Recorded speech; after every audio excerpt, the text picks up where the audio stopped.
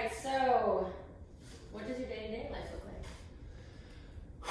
You're getting personal. Well, it is. Tell us about it. My day's probably, if you ask me today, 5 years ago, 5 years before that, has changed. But where I am now is, this COVID world sheltering in place has really taken us off the road. Many of our offices, all of our offices, are shut down except for the very people who do the deep cleaning and keep the computers going so people can work remotely. Travel is very limited, and so that puts you at home on Zoom. And so what we try to do is get up early enough to go out and see the sunrise, count the fish to make sure that they're at the dock, and after we have a little breakfast, sit down and start calls. And really what you're doing is you're trying to make sure that people have what they need to collaborate, to deliver the products that we're asked to deliver by our clients. Then around, I say 11:30, it's fitness time. Thinking about going for a run, doing some CrossFit, etc. And then when we get done with that, it's in the afternoon session, and it's more of the same. You can put the types of meetings that we have into micro meetings where it's with one or two people and you really got your hands and you're problem solving. Or you can bump up to about a dozen. And in those dozen meetings, it's more like, we're working together on a case and we're all trying to solve a case, and everybody brings their skills and input to that conversation, and we walk away with to-dos and things that they do.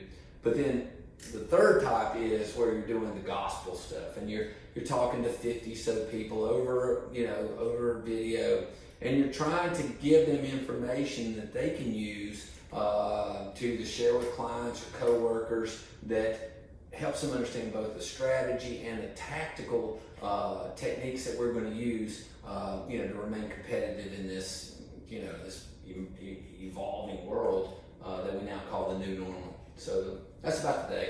Then go out to bed. Yeah, can't forget that. Yeah. All right, so can you tell us about some of your mentors, some people who impacted your life? Yeah, yes, I certainly can. I'd be proud to do it. My grandfather, who I lived with since I was, from 0 to 3, when I came out of the hospital, went to his house.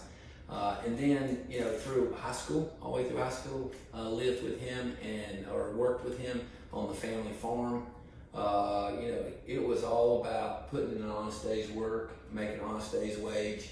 And, there were, 2 or 3 things that he just said to me that, just stuck in there. And one of them was, you really need to do a little more than is expected of you every day.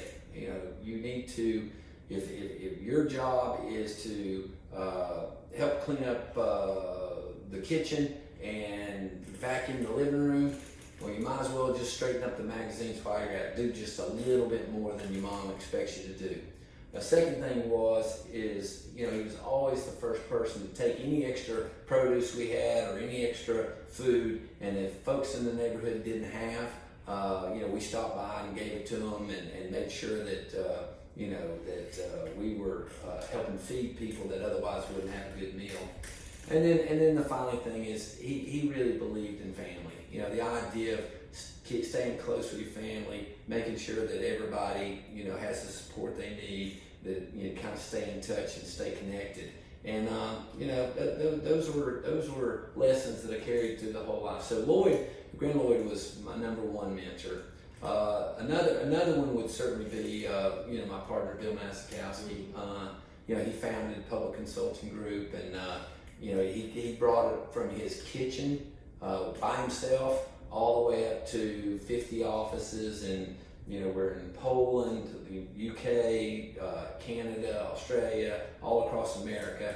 And he had 3 things to say too. He said, the number one thing you need to think about when you're helping people is you do what you promise. That is really number one, is that you tell them what you're going to do and then you do it.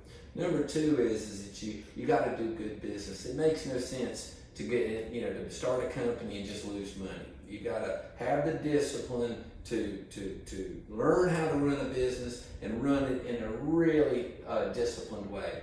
And then the third one is, and we've talked a lot about it already, is teamwork. You know, those were his big three: is quality, growth, and teamwork. And we've talked about it for 30 years. So I'd absolutely put Bill Masikowski as, you know, one of my mentors.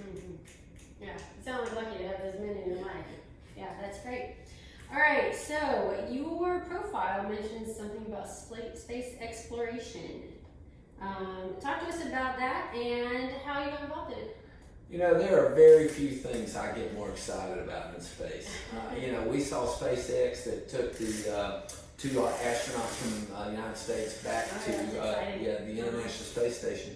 But Buzz Aldrin was the second man to walk on the moon, and that was in 1969.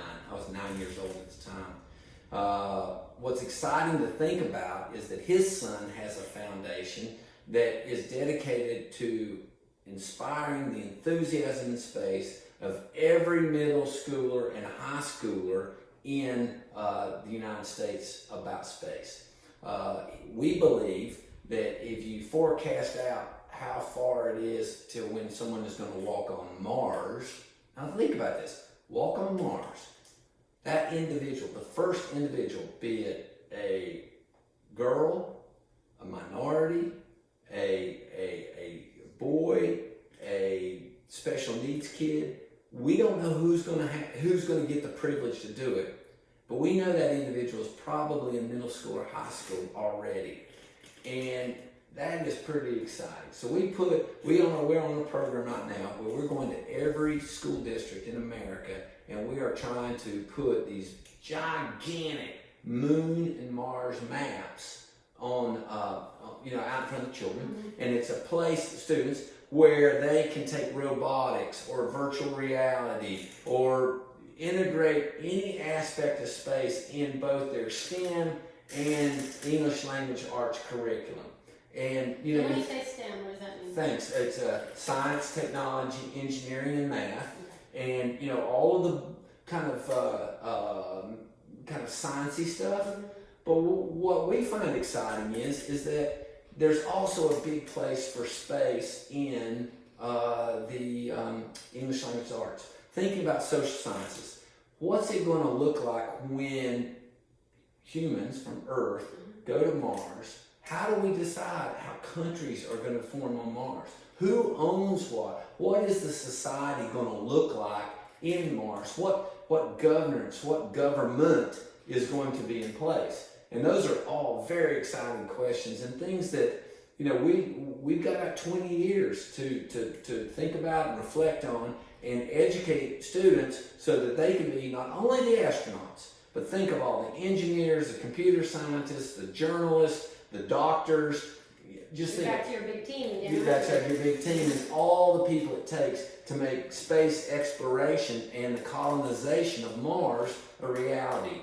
And to be hanging out with, like the other day, we watched a Zoom chat with 3 female astronauts that were going to be on the next mission for NASA. And they were just so enthusiastic and talking about how they were privileged to come through and be a part of such an exciting time in the United States and quite frankly around the world. And we hope that students can start to see glimpses of what careers might be in government, in space exploration, in entrepreneurship. Think about the fact that the guy who does Tesla is also the guy who's now, contracting with government to take astronauts to the space station, and that's never been considered before, and it's really exciting. So yeah, that's a really important part of my day too. Is thinking about how are we going to embed space in